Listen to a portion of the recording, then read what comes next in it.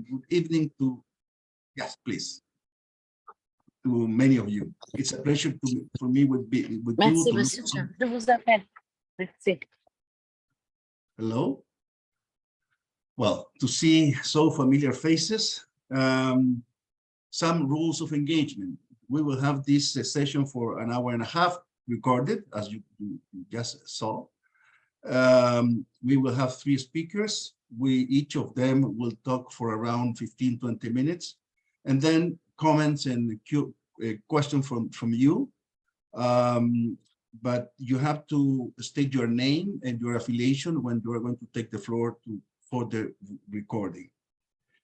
So let's start. The issue today is the development dimension of WTO reform. As you may know, this is a concept very keen in terms of treatment in the GATT first and now the WTO. It has been intimately linked to the notion of both organizations, to the notion of development as a whole. From the outset, developing countries outside in GATT times, call for a special treatment, meaning some flexibility in the application or implementation of the rules. Looking at the WTO history, the main, I would say, landmarks or elements of the history was in 1955. There was a special session of the GATT Council to deal with it, to deal with this, the idea of special and differential treatment. Out of this meeting, a number of changes were implemented in the GATT rules at that time. Later, there was the famous Haberler report, and in parallel with the creation of UNCTAD in the 60s. These 2 elements basically produce a lot of conversation, discussion in the GATT members, and gave birth to basically to part 4 of GATT, the enabling clause, and the GSP, the generalized system of preference. This was the GATT time. During the negotiation of the Uruguay round, which produced the WTO, there was a report from the Secretariat, GATT Secretariat, saying that the Uruguay round ended with 145 provisions or measures in favor of developing countries. So the age of development was evolving during these years, and now we have in WTO basically the same discussion, but much more complex or complicated because of the number of members, developing country members, the type of developing countries members, the different sizes, and the clear area where this special provision for a group is the LDC countries, the least developed countries. Nowadays, the S&D provisions basically are 4 types or 5 types. One is provision dealing with or giving longer time period for implementing commitments. Another one is a measure to increase trading opportunity for developing countries. The third type, or it's different forms of capacity building for developing countries. Another one is that, in theory, the provisions and the implementation of the provision, particularly from developed countries, must take into account or should take into account the trade interest of developing countries. And well, in the LDC group or countries, they have clearly very specific and very clear provisions, giving them a lot of flexibilities. Then, with the declaration of the Doha round, or the Doha declaration, the idea of special and differential treatment was reinforced. And the idea was to, by recognizing that special and differential treatment is an integral part of the WTO agreement, and there was instruction to review those provisions and to make them more operational or more effective. And in particular, instructed the Committee on Trade and Development to identify provisions that are mandatory and to assess what happened with those which are not mandatory, what happened if they become like non-binding provision become binding. In the Bali Ministerial Conference 2013, this was again reinforced, the idea of special differential treatment, but a mechanism was established, which is basically a dedicated session of this CTD on this area. And now we have, or later, we have the ministerial of last year, 2022, ministerial number 12, where there was a reaffirmation of that S&D is an integral part of the WTO. And now we are discussing WTO reform, where the development issue is becoming, I would say, very hot issue to discuss, including the idea of self-designation, which has been discussed in a number of papers. But with this, I'm going to end my participation, and I'm going to give the floor to the speakers. I wonder if the ambassador from Djibouti is in. No? No, apparently not. Oh yeah, she's here. Ambassador? Yes, I am. Yes. Okay, you have to, all right, I now see you. Let me introduce then Ambassador Ahmed Hassan. He has a number of master's degrees in political science in 2 universities in France. One is the Jean Moulin University and the other Montesquieu University. She's a diplomat. She joined the Ministry of Foreign Affairs and International Cooperation 20 years ago. And she has served basically in New York and as a charge d'affaires. But in parallel to that, she held a number of positions, including being an elected member of the UN Women Association, the elected member of UNICEF board, executive board. She has been in Geneva since 2019, and 16. But ambassador not only to WTO or international organizations, but also ambassador to Switzerland. She has been the coordinator of the African group. And now, as we mentioned before, she's the chair of the Special Committee on Trade and Development since November 2019. So I give the floor to her to initiate this interesting conversation. Ambassador, you have the floor. Thank you very much, and good afternoon to all, excellencies, ladies and gentlemen. Thank you, Professor Mario Matus, for that very kind introduction. I would like to start by also thanking the FMG for inviting me for this to this session. It is my pleasure to join you today, along with the Deputy Director General of the WTO, Mr. Zhang, and Victor Do Prado, former director, also at the WTO. And I'm happy to lay out my vision on the development aspect to WTO reform in the lead up to MC, to the lead up to MC13.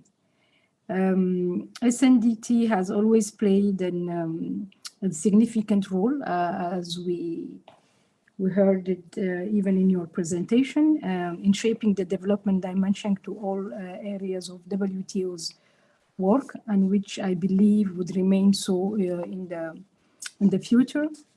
Thus, the ongoing WTO reform process could open new avenues for resolving some of the long-standing S&D issues, which would certainly constitute an important element to deliver on trade and development. It is also widely recognized that finding a right solution on those S&D issues would facilitate convergence, building in all areas of WTO's work. To that end, I would say our today's conversation is very timely, given the opportunity created by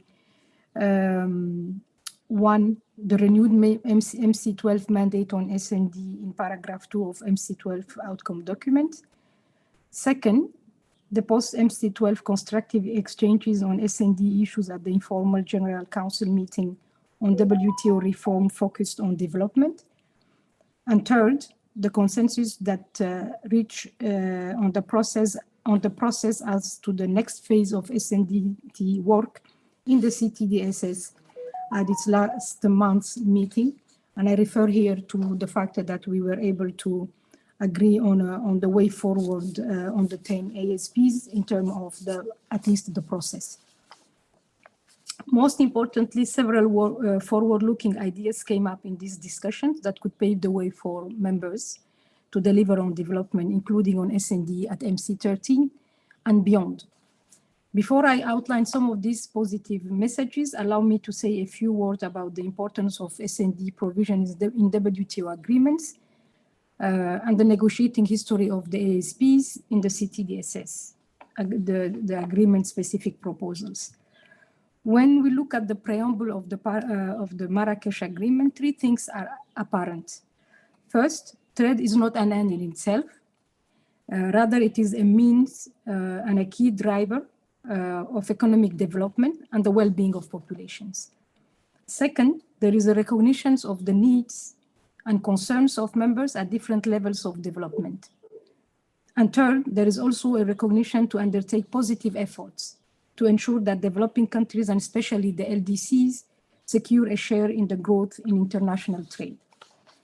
S&DT as an integral part of the WTO agreements is considered to be one of the important tools to deliver on these development objectives in favor of developing countries and LDCs. Currently, there are over 150 S&D provisions which run across almost all WTO agreements.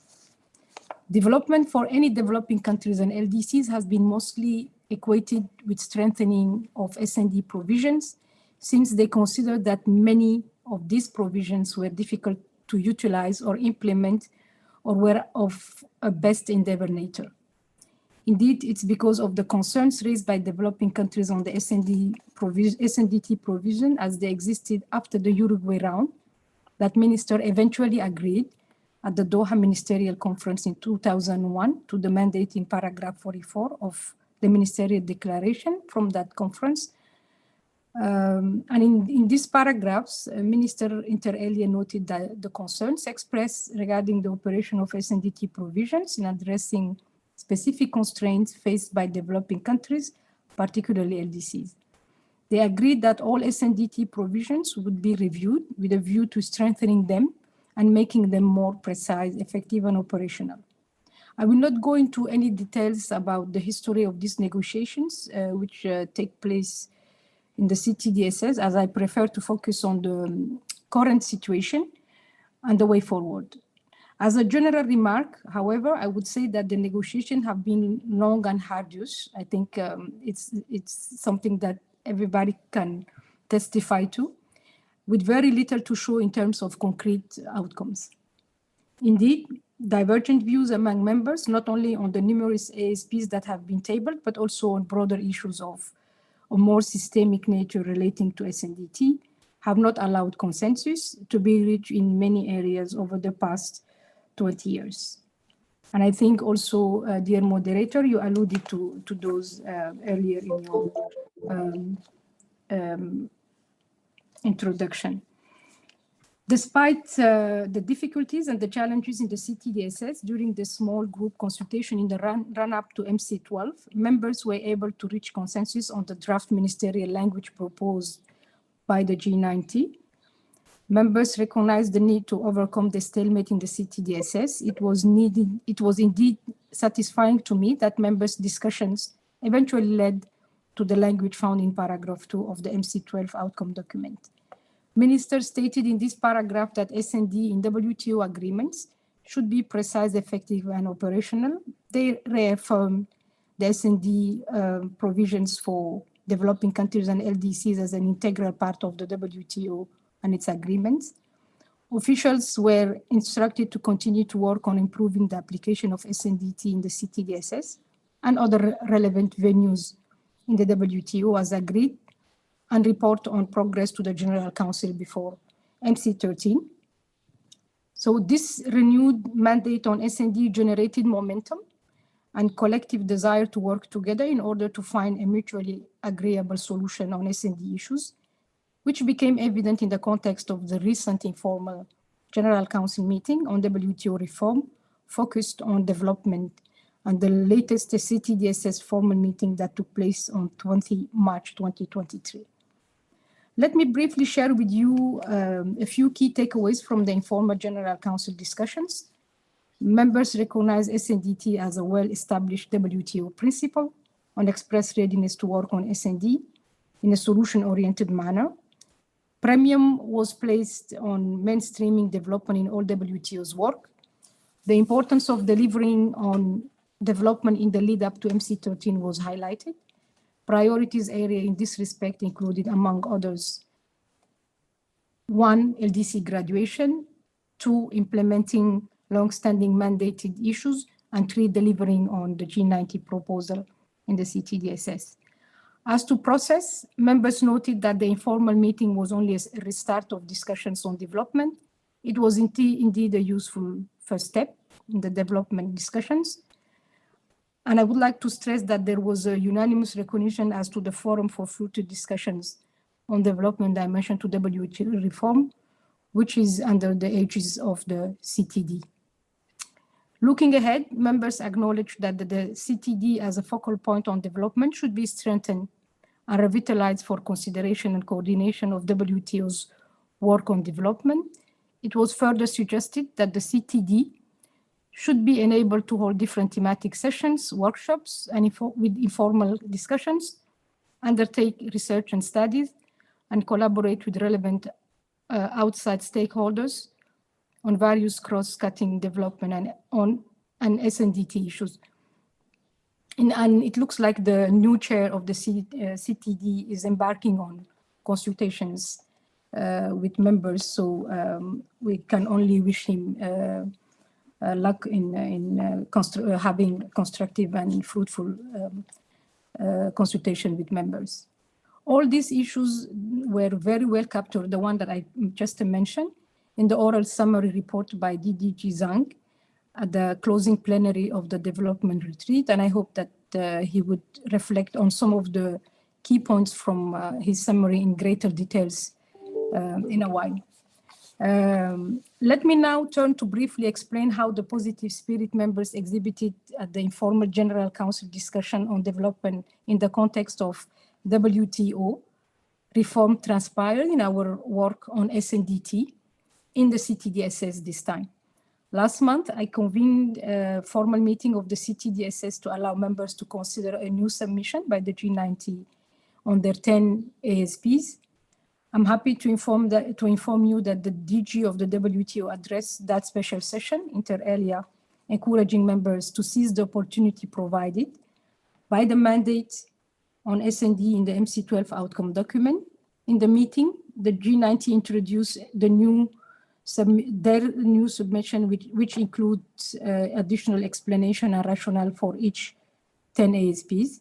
In terms of process, the G90 proposed a work program consisting of a series of formal CTDSS meetings to comprehensively address the 10 ASPs, which would be supplemented as necessary by informal open-ended meetings and technical workshops. Moving ahead, the G90 suggested that the next CTDSS meeting be dedicated to substantive discussions on the 2 ASPs relating to SPS and TBT agreements. It was further indicated that in order to facilitate the upcoming discussion in the CTDSS, the G90 would shortly submit textual proposals. The ensuing discussion found broader convergence on the process suggested by the G90 to move forward the work in the CTDSS in the lead up to MC13.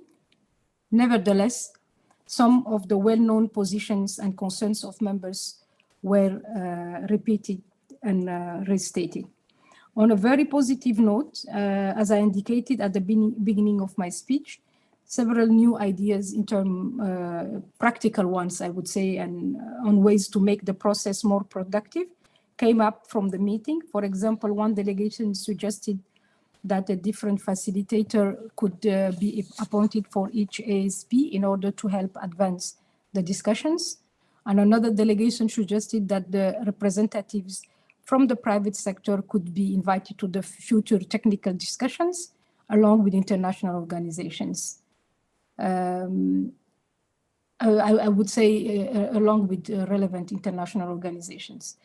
I'm currently reflecting on how all these new ideas could feed into the agreed process and consulting members on those specific ideas.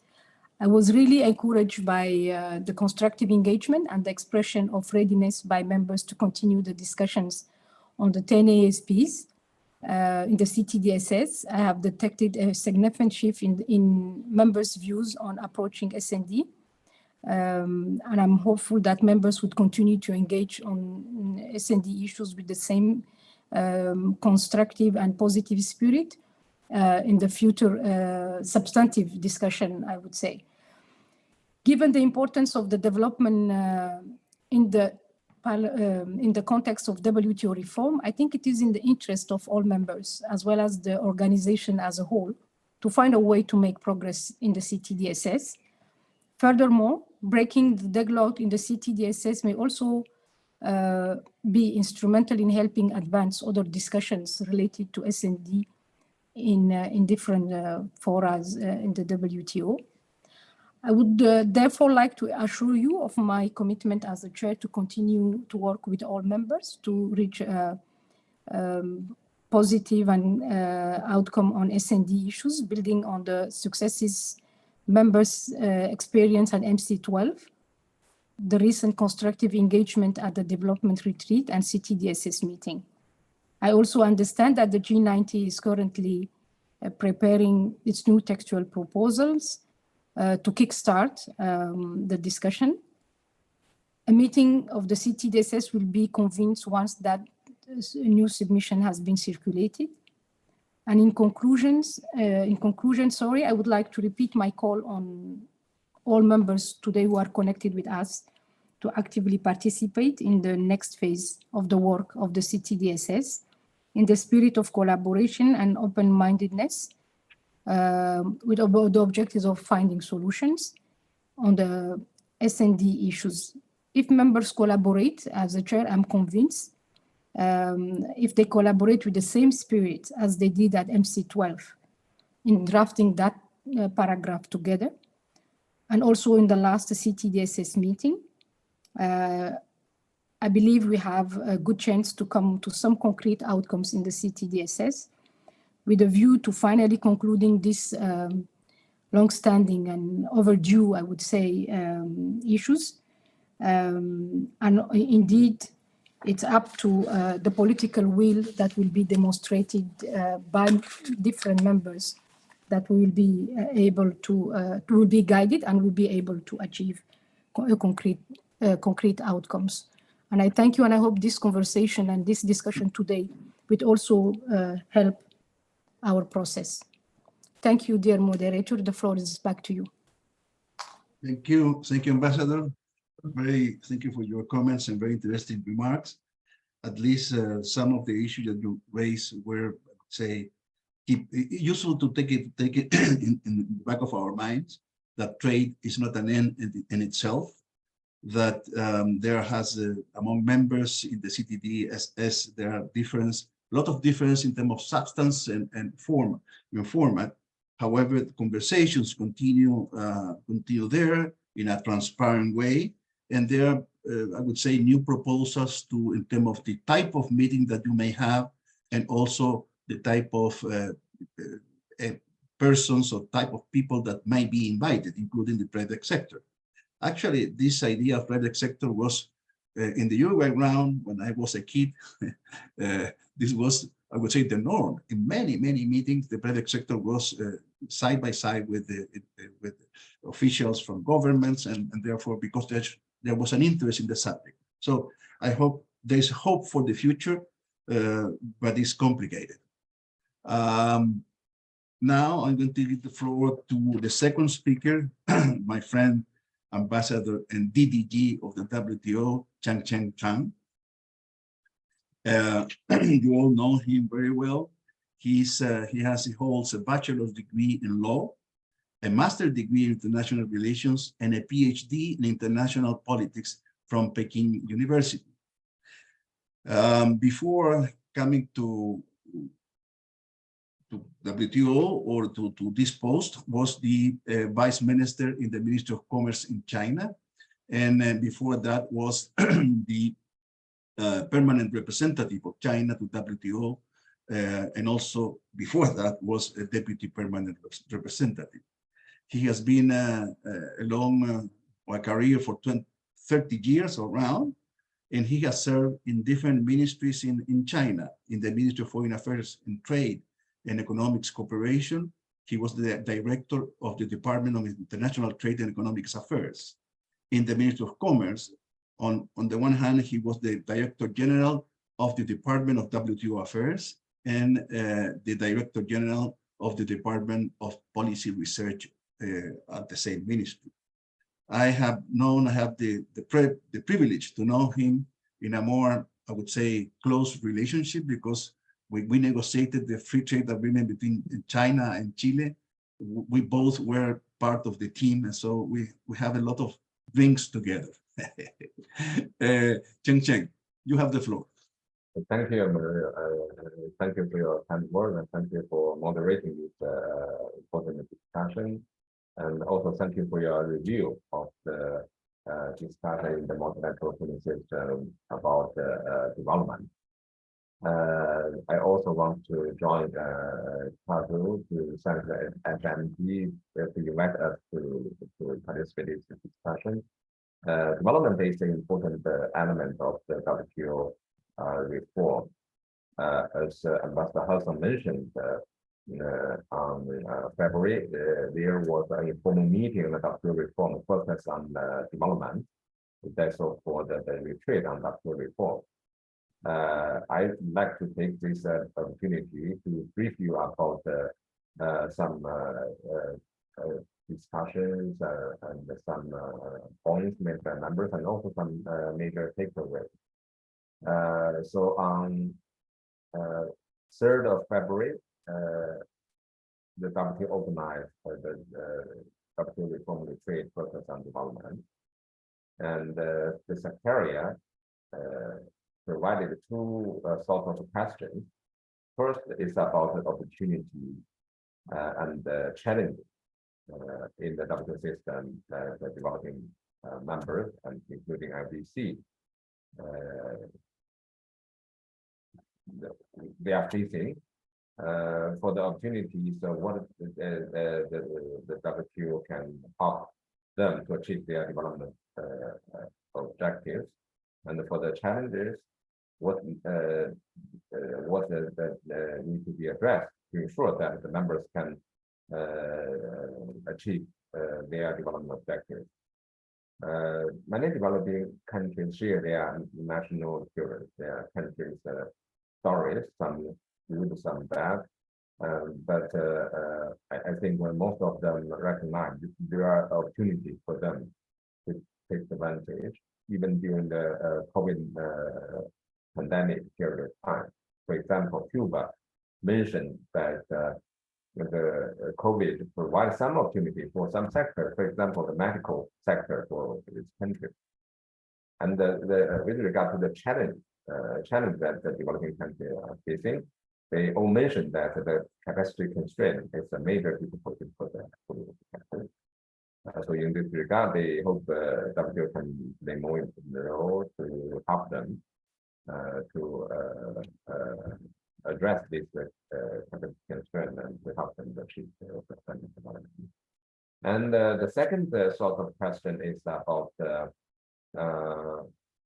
what concrete steps and actions are needed to use the opportunities in the WTO system and address and identify the challenges to achieve the members' development goals. I assume that's the focus of the discussion. I would like to share with you some key points that emerged in the retreat. The first one is about STD. Members recognize special and different treatment as a well-established WTO principle, and respecting the right of members to determine their own development status. It was acknowledged that the special and different treatment is a cross-cutting issue that would facilitate convergence building in the negotiation and other areas of the WTO work. Although different views were expressed, there was recognition of special and different treatment as an integral part of WTO agreement and outcome. It was noted that special and different treatment should be availed to all developing countries, and that the principle of self-determination should be respected. It was also noted that development is not a one-size-fits-all. It was also noted that special and different treatment was a right for developing countries and LDCs embedded in the WTO. It had always been an outcome of negotiation, and this should remain the case to ensure that members assume commitment commensurate to their level of development. In this regard, it was pointed out that opt-out were voluntary. And other members also pointed out that they were not against the flexibilities as long as they were not blanket in nature, and they point out to holistic needs and facts-based approach. It was also noted that monitoring mechanism remained unutilized. Other members pointed out that special and different treatment goes beyond transitional period and should be complemented with appropriate technical assistance and capacity building to implement obligations. Others also said special and different cannot be separated from the discussion of implementation of agreement, especially on subsidy. The second point, premier has been placed on mainstreaming development in all WTO work.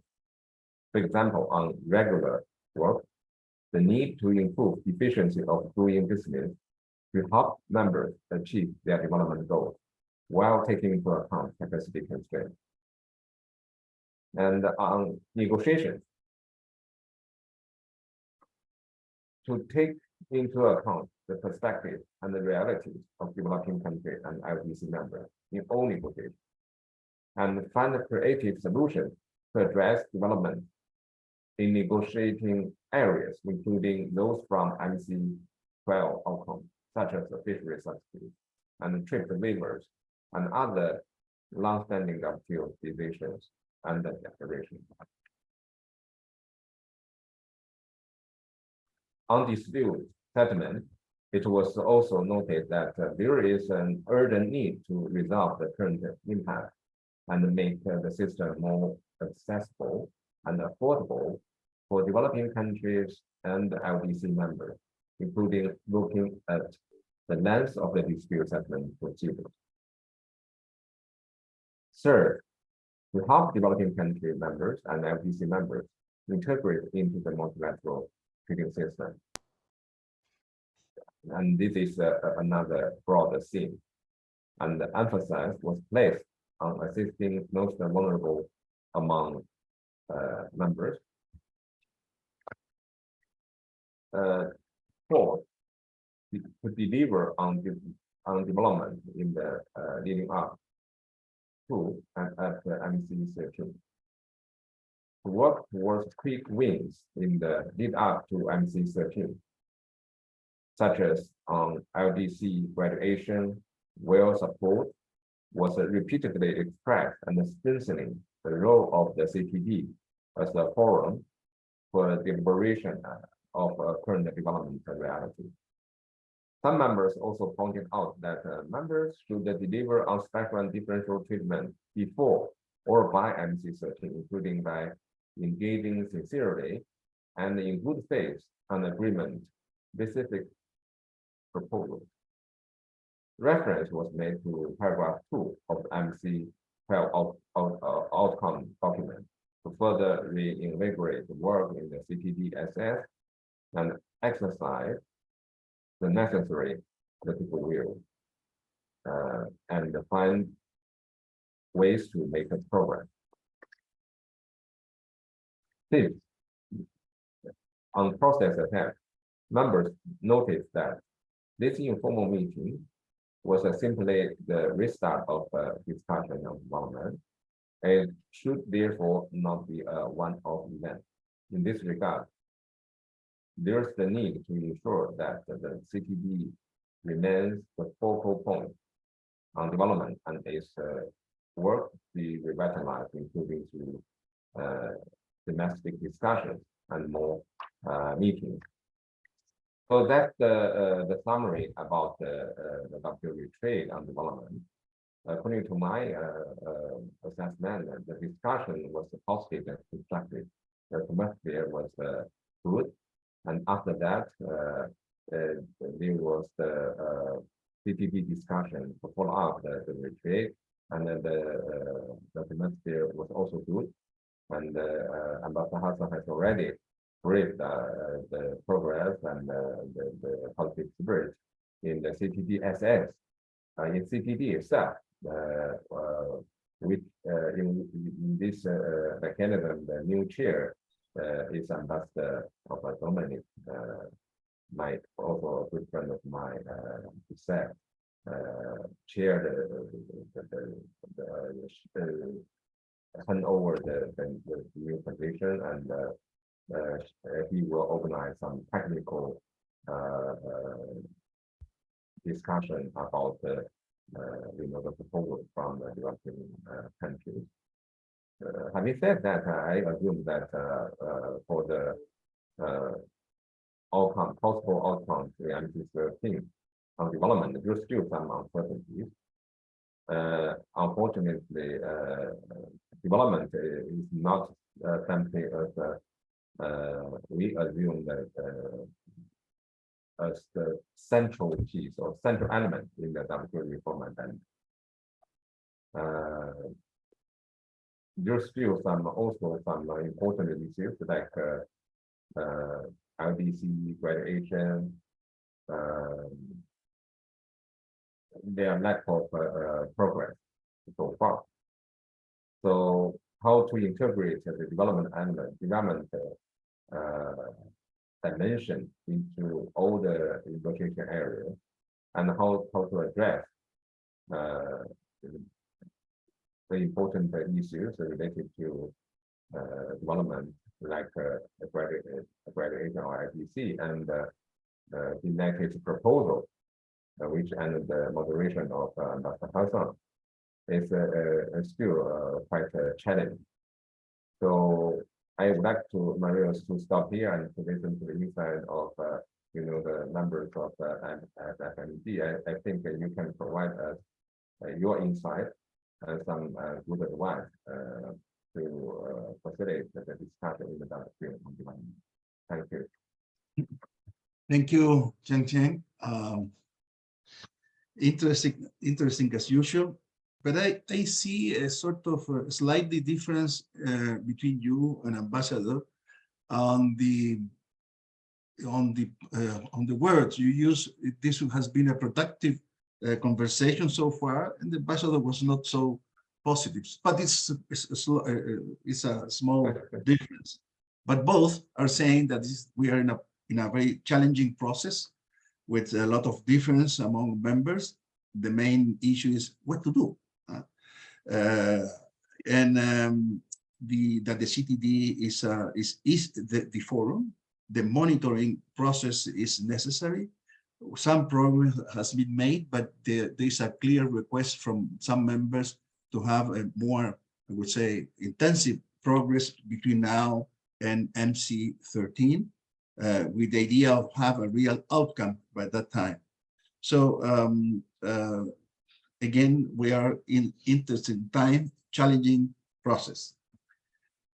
And now we're going to turn to my other friend, Victor Do Prado, for the last speaker.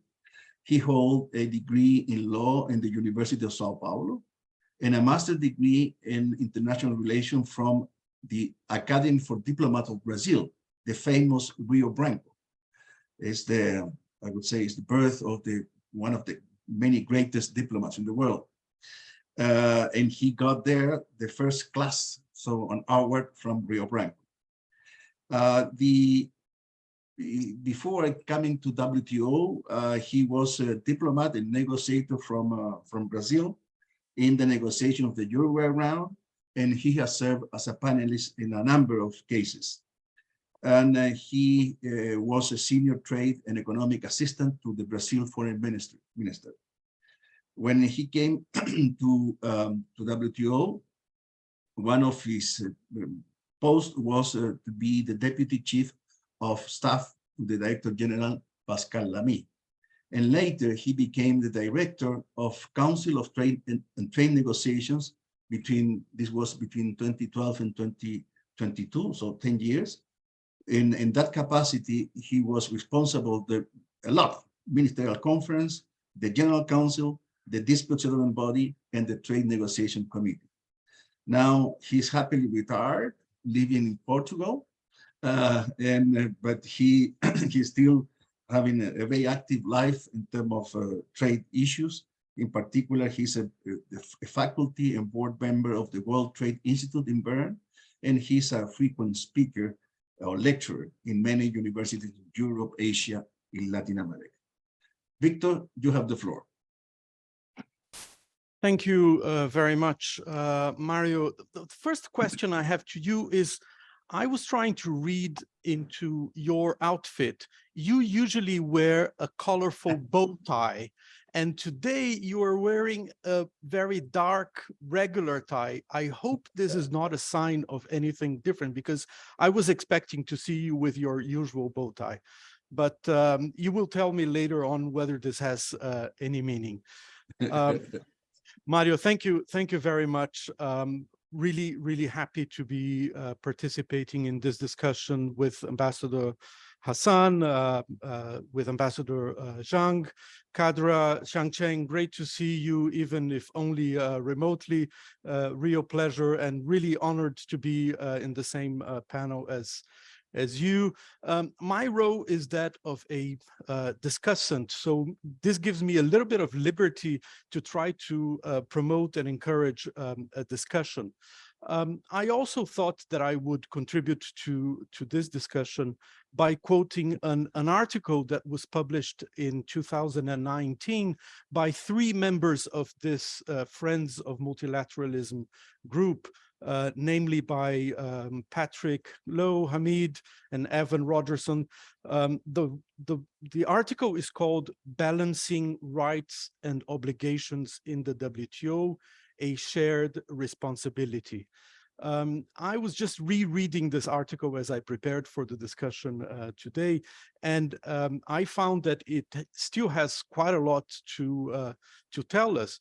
I specifically found one phrase that I wanted to quote, and that phrase says, "Remedying today's increasingly disruptive trade relations requires adaptation to new realities, as well as action to secure the sometimes neglected imperative of inclusiveness." So 2 elements in that phrase that continue to be very relevant. One, disruptive trade relations, and 2, the neglected imperative of inclusiveness. I think these things speak to all of us. The authors also make reference to policy coherence, and they again point out that trade, as Kadra said, is not an end in itself, that it should promote other values, but also that it should be accompanied by other elements. We know this well, good governance, and etc. Now, since the article was published, we have seen some constructive actions in the WTO, and I should not refrain from quoting the famous footnote 1 in the TRIPS decision of MC12. I'm sure Xiangchen knows that well, and other friends as well. A very novel type of approach to special and differential treatment. And the paragraph 2 of the outcome document that was also referred to. And in that paragraph, I find it particularly interesting that it says that S&D should be precise, effective, and operational. And I think we have to give meaning to these 3 words. What does precise mean? What does effective mean? And what does operational mean when you talk about S&D? And where does this leave us? I guess everybody agrees there's a need to rethink S&D. There's a need to find a new balance, maybe without preconceived ideas. And maybe there's a need to be flexible in specific areas, rather than taking a sort of a horizontal approach to S&D. So one of the questions I have is it appropriate to tackle S&D in specific provisions rather than in a horizontal manner? Now, we know that there is a need to find an appropriate balance between rights and obligations, between members of different economic power and members in different levels of development. And this is going to be very difficult to do in a horizontal, holistic manner. Maybe it's easier to do this in a bit-by-bit manner, but I would like to hear from Xiangchen and from Kadra, what do they think? Is this a way forward? Is it better to focus on specific sectors? And I'm going to be provocative, maybe on specific countries. There's a lot of differentiation out there already. If you look at the types of preference schemes, the types of waivers that the developed countries have granted developing countries, they are already treated very differently from each other. Is this something to be taken into account? Would it also be easier to negotiate very specific flexibilities within certain sectors or within certain areas of activity? Again, this is all something to think about. And I guess the last observation for me, just to try to encourage the discussion, is should we keep our minds really focused on the real world? And now that I'm out of Geneva, not in the world of the Centre William Rappard. There's a lot that goes in the Centre William Rappard that has no connection with the real world. So maybe bringing other people into the discussion and think about, is this discussion really something that is meaningful to the people who are out there in the world? Thank you very much, Mario. Thank you, Victor. Very interesting. Actually, you put the finger in very interesting questions or doubts. Actually had one of them, but let me recall what you said. I would say, give birth to a new acronym, PEO, precise, effective, operational. So it's a good starting point to have this conversation. What does it mean, precise or effective or operational? You mentioned that we all agree that we have to rethink the issue of development, to look for a new balance and be more flexible. But the question that the one that you finish is that how to do that, either in a holistic way or bit by bit, by sector, or the flexibility would be sector by sector, or including countries or group of countries. So this is a very, very, I would say, interesting question, and I'm going to give the floor to the participants to discuss on this and see what this group may think. The floor is open for comments or questions.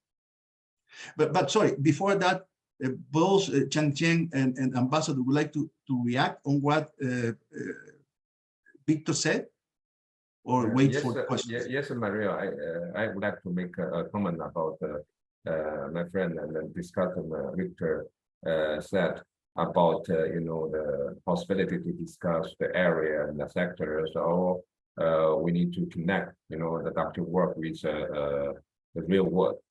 I think that the 2 points he made are very valuable, and on the sectors, there are different views from the members' perspective. Some people like the holistic approach. Some members are more flexible about the peak and truth. But in the MC12 negotiation, some members made concession or show flexibility in some area, for example, TRIPS waivers negotiations, and China opt out of the flexibility is available to all developing countries. I think it's a good example that in the future negotiations, if those countries are in position, they can make commitment not to use the flexibilities available to developing countries. And Victor's country, Brazil, take a holistic approach, not to seek futures special and different treatment. But in MC 12 TRIPS waivers negotiation, China made also a decision. This is a case-by-case approach, not a holistic approach. But both, I mean, the model of Brazil, the model of China, can be insightful and for the members to think about how to deal with the specific flexibility in the different areas. And with regard to the real world, I also tend to agree with what Victor said. WTO in the past was seen as an ivory tower. We talk about something and not linked to the real world. And this year, I had the opportunity to visit Bangladesh, the graduating LDC. I recognize that the difficulties and some upside exaggeration about the graduation. When they feel the graduation, they have some concerns. That's for sure. But I also have the opportunity to visit some villages and also some factories. I used to work in a textile factory when I was young. When I compare, the factory I visited in Bangladesh, it's much different from the factory I used to work 30 years ago. It's much more advanced, much more better equipped by the machine and by the new equipment. So Bangladesh has an ambition to become, not to become a normal developing country, but to become a developed country in 2041. Some people in Geneva may laugh if we talk about this, but that's the ambition of Bangladesh. And if they follow suit of China's development path, China in the last 2 decades doubled twice, its GDP. If Bangladesh can do the same, Bangladesh can become a developed country in 2041, because now the capital GDP of Bangladesh is about $2,800 US. If they double, it's 6,000, and they doubled again, it's 12,000. So that's of course this is a very ambitious objective. But when we discuss here in Geneva about the graduation from DC, we also need to know what is happening in those LDCs. They have their strategy. Our job here in Geneva is to help them to achieve their objective, their strategy, their industrialization, and to help them to guarantee the process of transition is smooth. So Mario, thank you very much. I stopped. Thank you, Xiangchen. Ambassador, do you like to say something, or wait. Yeah. Go ahead. Go ahead. Thank you very much, and also Do Prado, good to see you, and thank you for the thought-provoking remarks. I would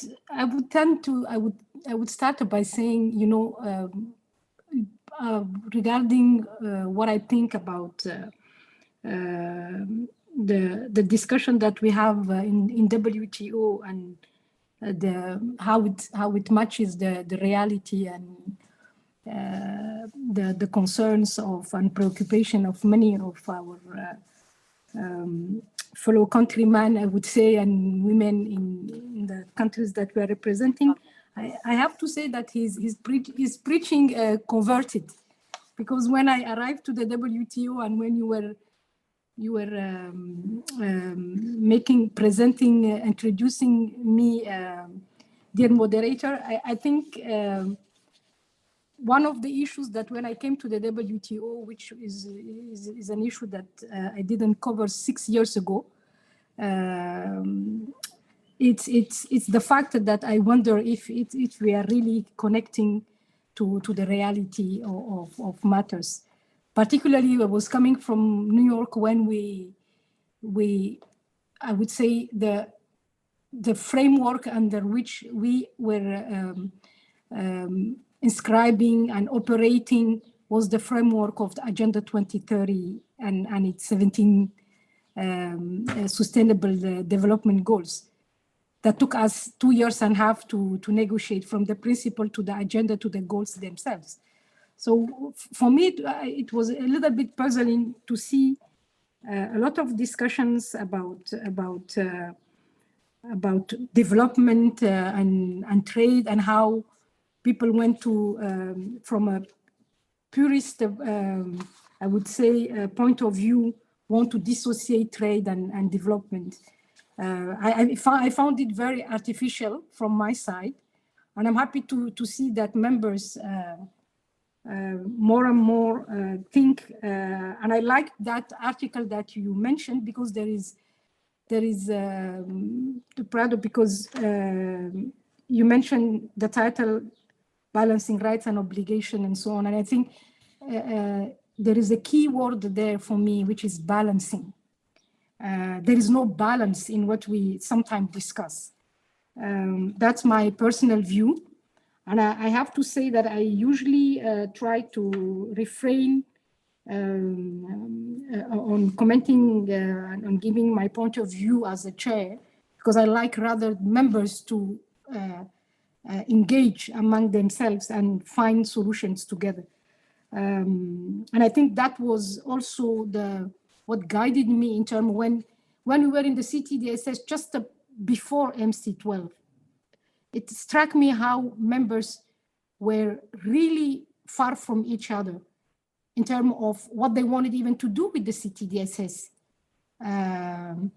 That's why having a focused discussion on the 10 ASPs on the table were very difficult, very challenging.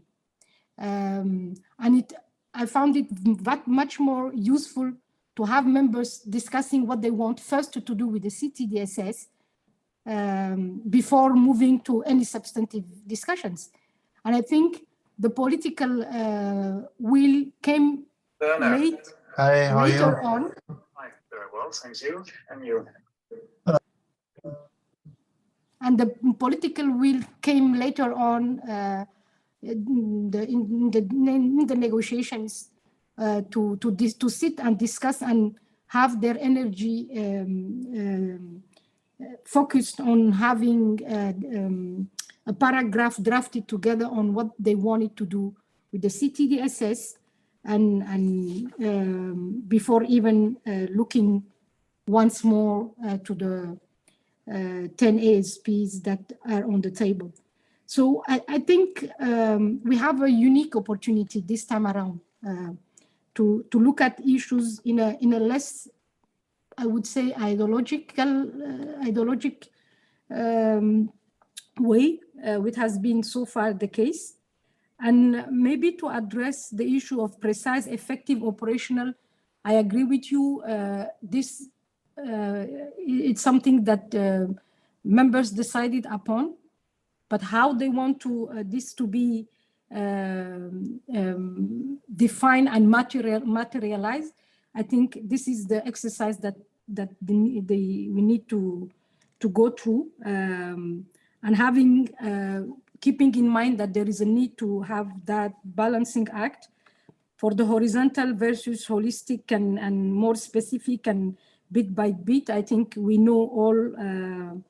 We have different views about that, but I think at the end of the day, all these different and divergent views can be reconciled if we want to address when we are talking about those issues, what are we trying to address?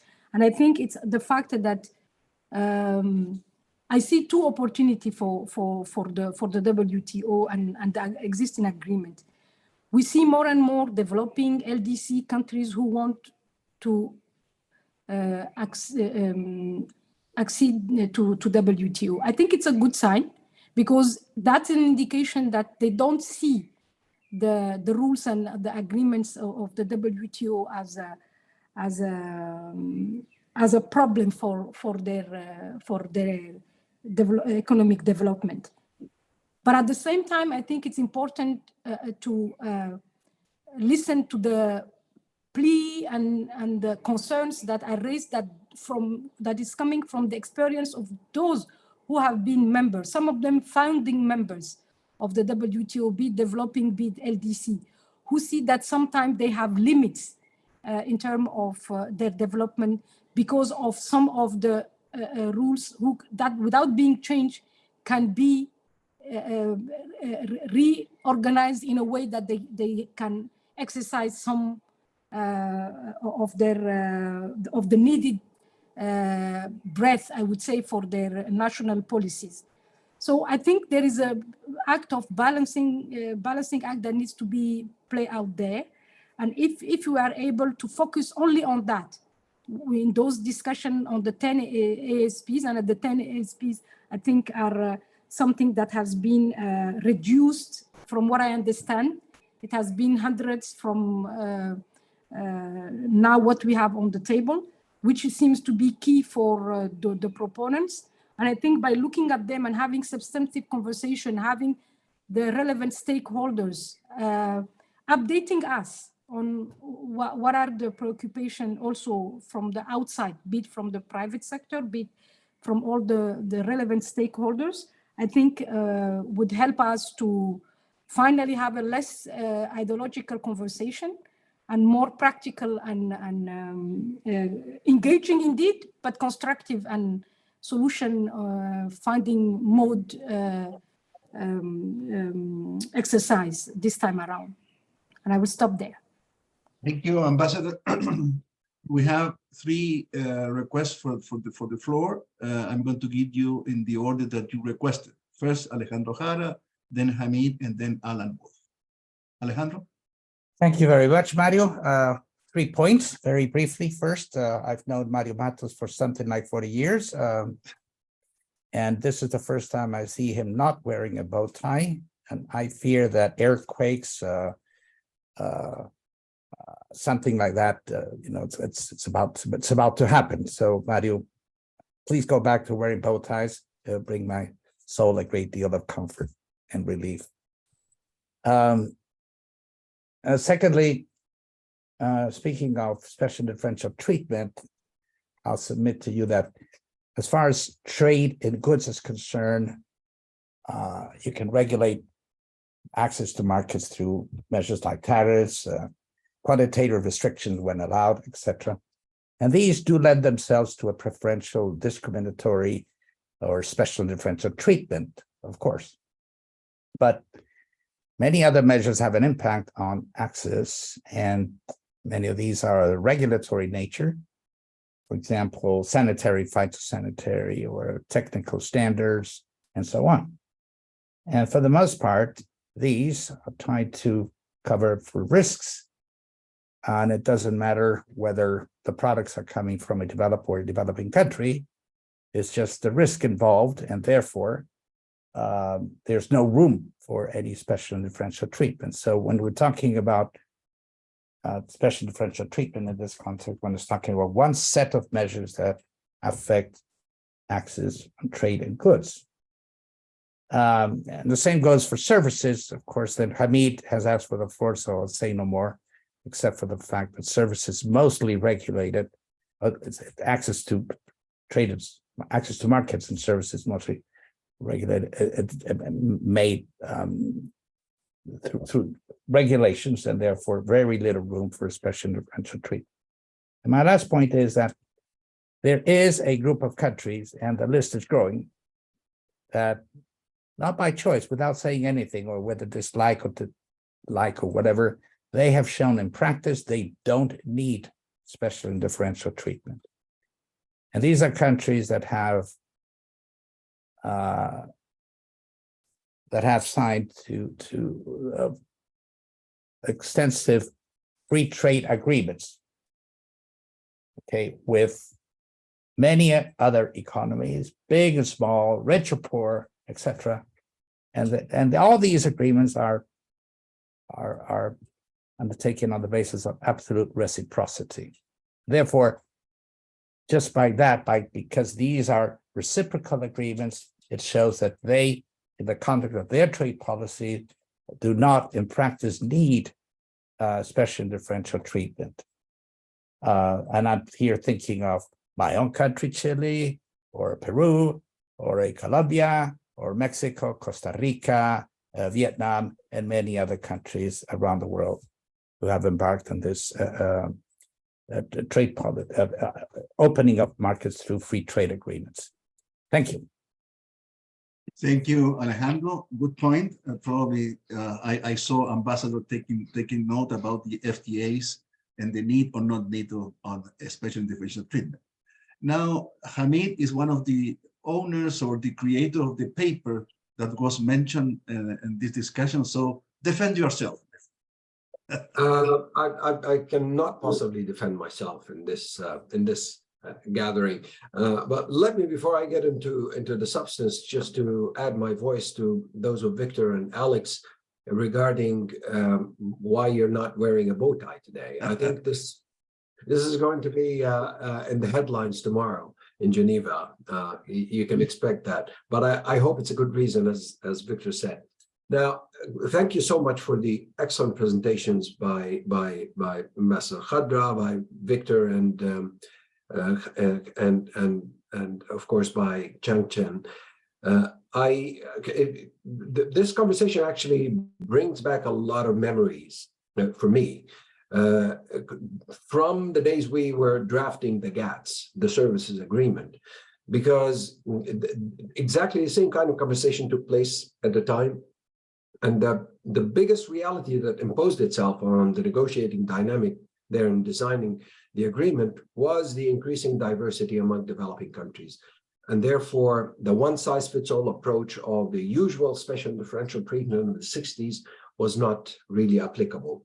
Plus, of course, there is the aspect also that Alex referred to with respect to the regulatory nature of liberalizing services and what it entails in terms of commitments. Now, that conversation actually led to the kind of architecture that you find in the GATS today, whereby individual schedules of commitments determine the different levels of adherence to the various obligations in the agreement. That actually obviated the need for the term special and differential treatment. You won't find that term in the GATS, yet at the end of the Uruguay round, the GATS was hailed as one of the most development-friendly agreements. Why? Because instead of providing a one-size-fits-all special and differential treatment that imposes a certain baseline according to which all developing countries would be treated, which of course has its own limitations, into flexibility for individual developing countries, whereby each country would tailor and customize its obligations in line with its own development needs. And then, of course, other provisions in the agreement were going in that same direction. the moral of this story really is customized negotiated outcomes as opposed to a one-size-fits-all approach to S&D. Now, the question here I'm asking is there room now for applying a similar approach in different areas? Because if in the early 90s we saw that developing countries were so diverse, that diversity is 10 times more today. And therefore, talking about special and differential treatment as an approach that would apply equally to all developing countries is not workable. It's not realistic. Now, the other point that I wanted to make here is that during those conversations, we were sort of guided by also the sense of purpose. What is the purpose of special and differential treatment? Is it an exonerating concept that simply just only allows developing countries to undertake pure commitments? Or is it an enabling concept that enables developing countries to participate more effectively in world trade? And of course, the answer there was clear. It is enabling. That's why the article, the relevant article in the GATS is called Increasing Participation of Developing Countries. So looking at this, my question here is twofold. A, is there room in thinking along the lines of solving development concerns through customized negotiated outcomes? Point one. Point two, do we really agree that the purpose of S&D is enabling and not simply just exonerating? I think these are sort of conceptual, but yet important questions that maybe the panelists might care to respond to. Thank you. Thank you, Hamid. We have a problem because we have 14 more minutes of the connection, and we have 4 more requests for the floor. So please be as short as possible. Alan Wolf. It's easy to be brief because Hamid has and others have, and Victor have said much of what I would say in some ways. Bob Hudek, way back when, great theoretician for the GATT, said really similar things, that the benefit of the GATT is to adhere to obligations, not to be excused from them. On Victor's point, precise, effective, and operational, how do we get from here to there? One thing would be a survey. Ask members, developing country members, if we could do one thing for you at the WTO, what would the one thing be? Now, for the Pacific Islanders, maybe it would be finish the fish negotiations. That would be the best thing we could possibly have, is good subsidies, disciplines on fisheries. For the C4, for the cotton 4 of West Africa, it would be probably stop subsidizing cotton, so that we have more access to the world's markets. For India, you say, well, you've talked a lot about public stockholding. Would you like that, or mode 4 for some expansion of opportunities on services? It'd be interesting to find out the answer. For South Africa, you know, it might be something in the agricultural area. As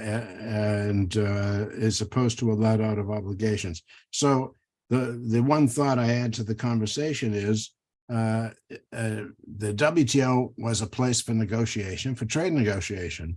And would you like, developing countries, would you like another declaration that says it's all about development and then you get nothing?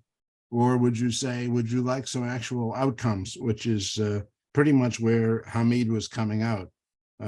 Customized negotiated outcomes, not exceptions, but inclusion. Fantastic idea. Thanks. Thank you, Alan. Sophia, welcome. Thank you very much. Thank you for giving me the floor. And I have to say that I have wonderful predecessors. I'm very happy for that. Just one question. Beyond S&DT, there has been an increasing conversation about policy space for industrial policy. We have a couple of papers talking about that now in the table. So I wanted to ask to our distinguished panelists some words about this discussion on policy space for industrial policy. Thank you very much. Thank you, Sophia. Let me continue with the question, and then I want to go to the panelists. Gan and Dahar.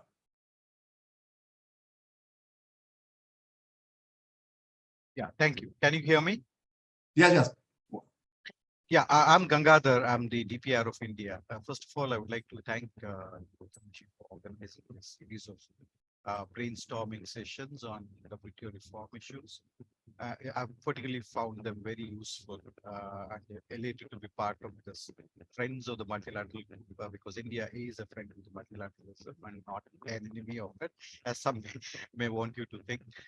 Coming to the issue that we are discussing today, already other speakers have sort of pointed out the many issues. I wanted to briefly touch upon a couple of issues, because this issue is a live issue and it is being discussed in the WTO. The first challenge that I see is actually what I call as the mindset problem. This relates to the issue of the S&DT provision, so which is much controversial and much maligned, I would say. For a long time, members on both sides of the aisle have looked at these S&DT provisions as entitlements. No doubt they are, but actually they are not merely entitlements, but they are the key enablers for development. Dr. Mamdouh actually mentioned about it. So therefore, members particularly need to look at this as the enablers, and particularly our colleagues from the developed world, because these are vital to let the less developed countries, and regions of the world develop as well, so that we don't leave anyone behind. And we need to therefore look at these issues with a new lens. And the other day, when this issue came up in another context in the WTO, the DG also mentioned about applying new lenses to look at some of these issues. The second issue or the challenge that I see is the lack of trust, which is very much again linked to the issue of development, because there is a strong feeling among the developing countries, or countries from the global south, that WTO needs to do a bit more to deliver on the issue of development. So how can we sort of do that?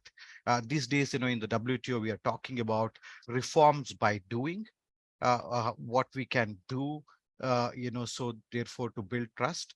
I think first we need a more balanced agenda setting in terms of what we take up for discussions. And second is we need to address the issues that have been lingering on for a while. And also we need to address the issue of asymmetries, say in the areas of agriculture or industrial policies that have caused, mistrust not only among the developing and developed, but also among the major players.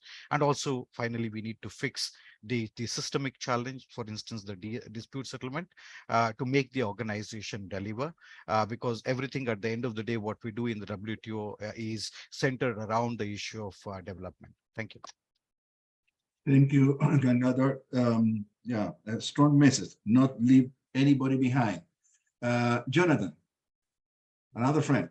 Oh, lovely to see you and colleagues as well. Thank you. I'll be very, very brief, because my observation may be a foundation for a follow-up discussion. Hamid recalls the GATS negotiation. Let me flag what we learned from the trade facilitation agreement. And it's a couple of things that I think we have to rethink. Number one is the fact that there was a consensus that was developed that ultimately the goal is to have harmonized rules that are applied across the board, and that everyone at whatever level of development will ultimately rise to not only the same level of obligation, but the same level of benefits. There are constraints, however, that prevent countries from delivering.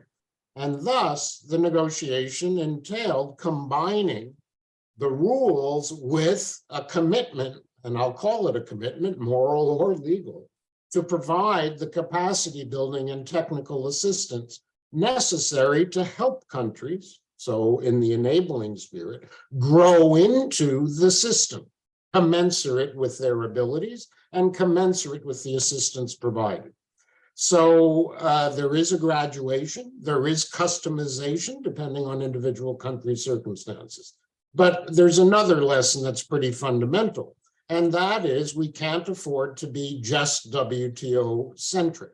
That what is required for sustainable development, be it any of the SDGs or WTO specific obligations, is the engagement and collaboration and integration of the other institutions that contribute.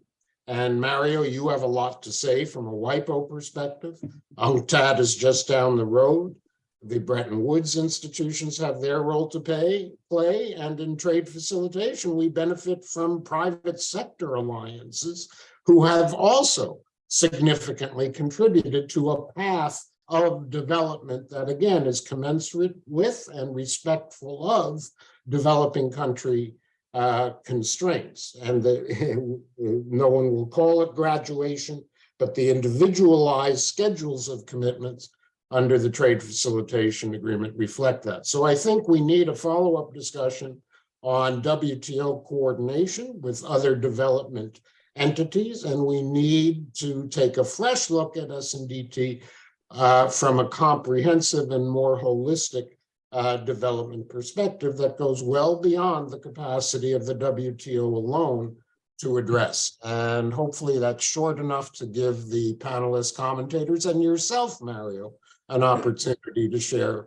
some further observations, and 5 seconds not to comment on the lack of a bow tie. All the best. Thank you, Jonathan. Yeah, I want to give the floor to the panelists if they want to answer the question posed by the Ambassador of Chile on policy, industrial policy. If you have something to say. If not, I'm going to close.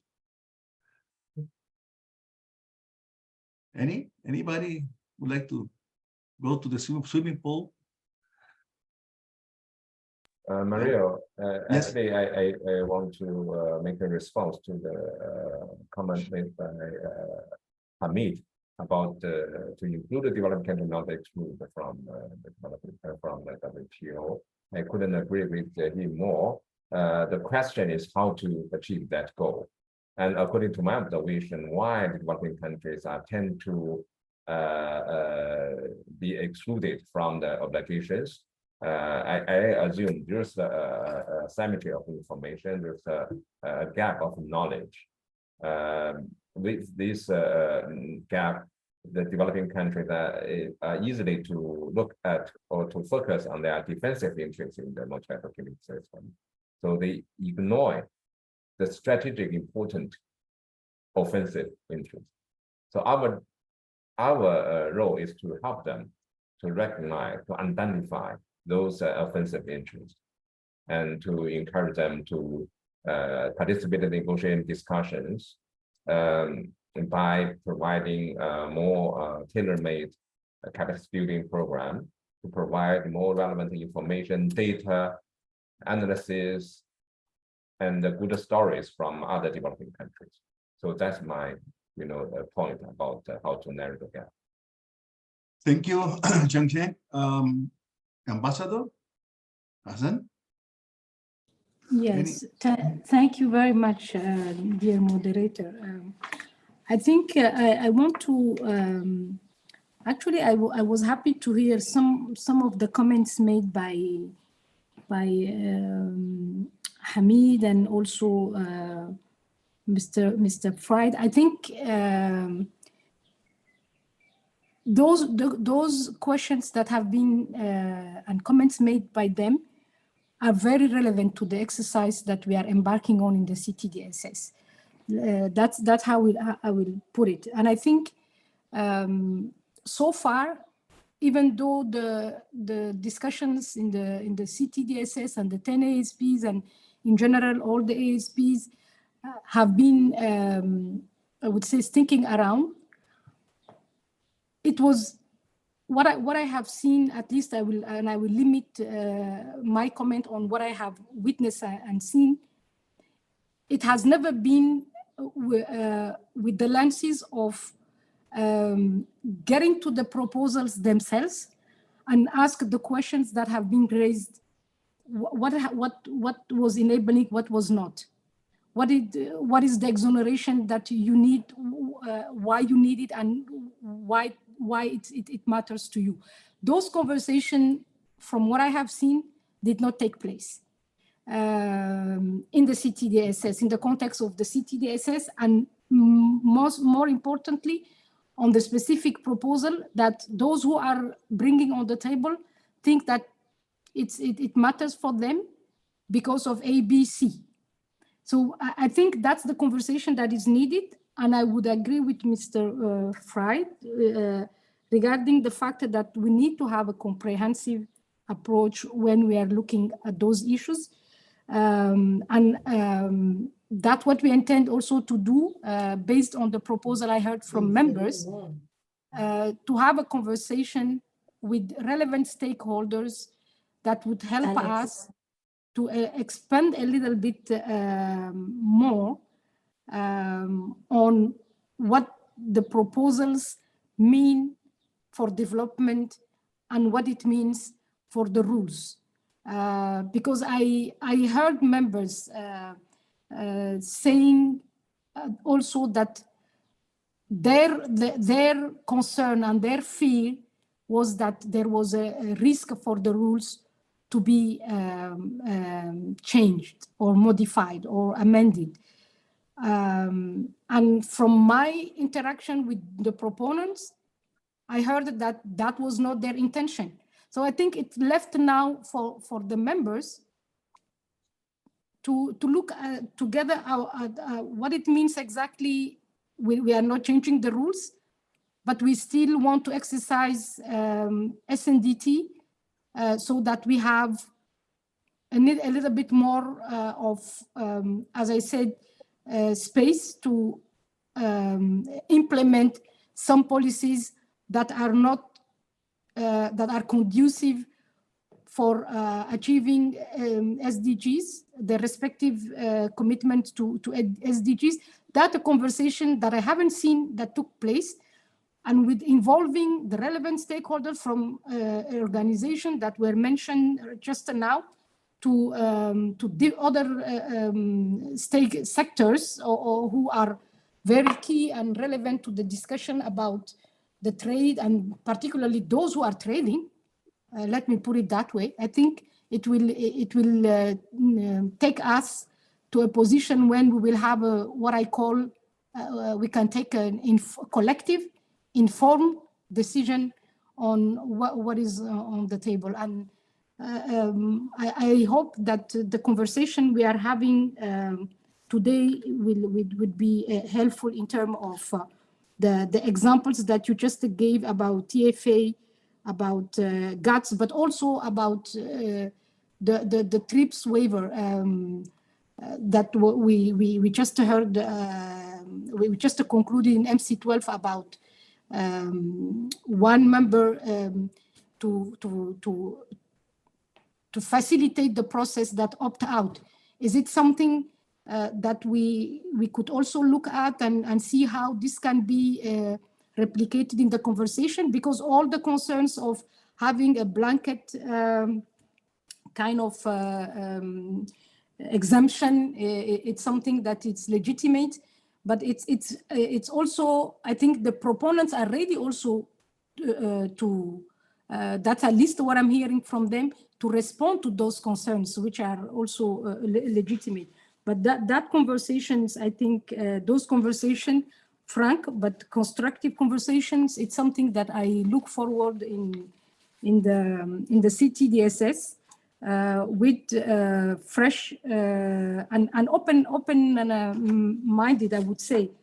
And I wanted to also maybe make a comment about some other conversation that at some point I heard that were presented as more one more layer of complication rather than facilitating the conversation in the CTDS, which is the issue of differentiation and the status of developing versus developed and let me put it the in between.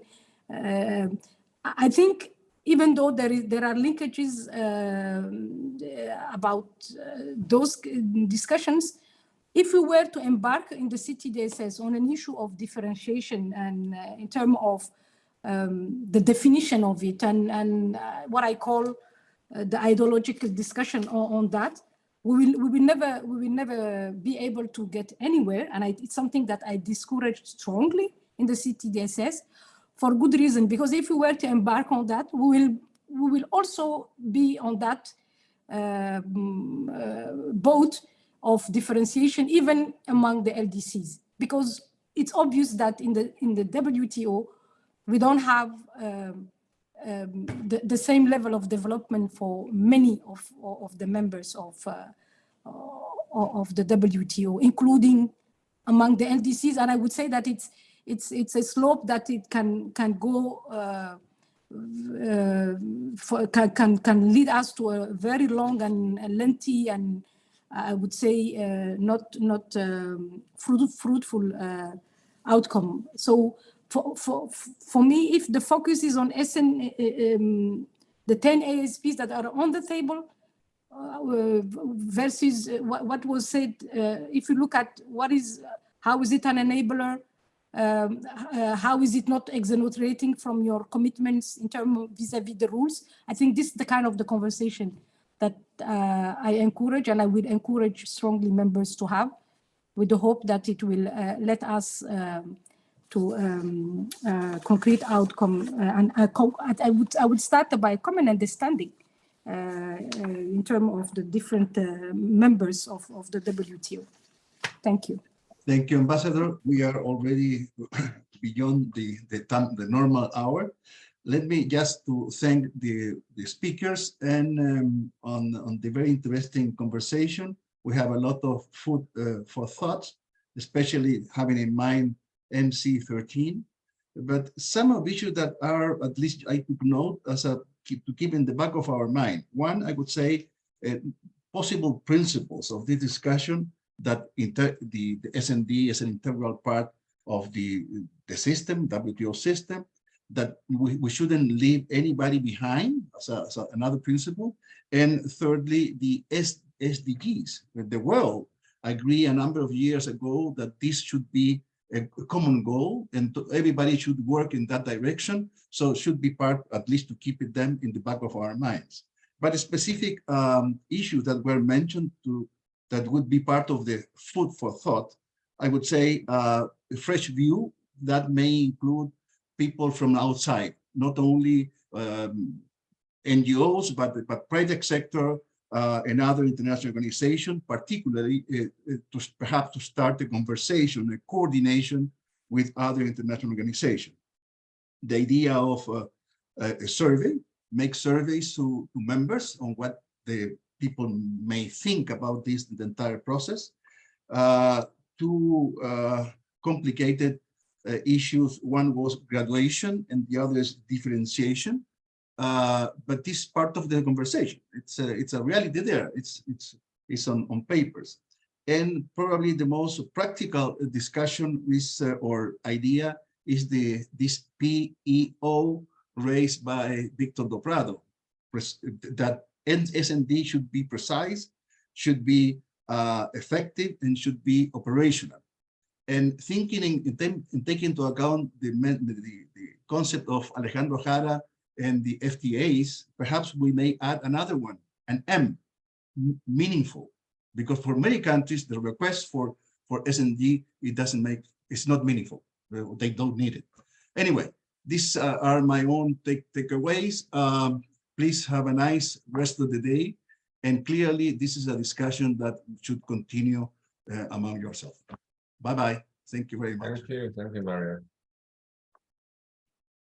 Thank you. Thank you.